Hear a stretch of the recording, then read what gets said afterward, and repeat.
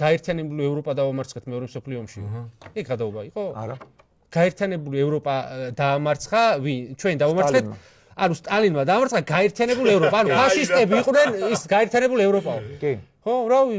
მე მეგონა გადაობა იყო, მაგრამ რა, გავავრცოთ ხა გინდა ეს თემა? 100,000-მდე ფრანგი ომობდა ფაშისტების მხარეს. ანუ იქ რო იყო რომ აი წინააღმდეგობა და საფრანგეთი იქ რაღაც აკეთებდა, ეგ იყო მიზერული და უმეტესობა ჩვეულებრივად ვერმახტის მხარეს ომობდა.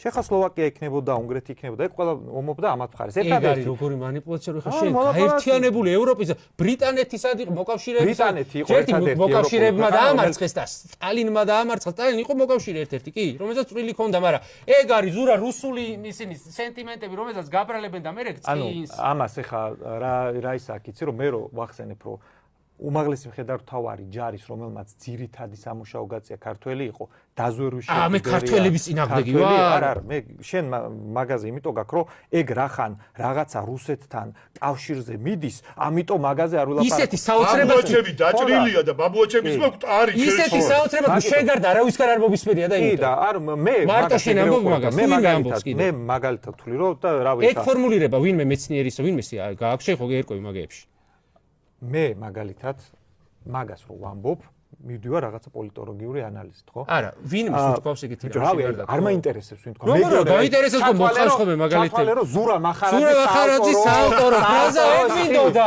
ეგ მინდოდა რომ გაერთიანებული ევროპა დაამარცხა სტალინმა. შო გავუძოთ. აღარ არის სალაპარაკო. აი ინგლისი მაგალითად. მოდი დავამატებ. ინგლისის გამოკლებით გაერთიანებული ევროპა დაამარცხა სტალინმა. ძალიან კაი იყო რომ დაამარცხა უნივერსალური მაგალითად.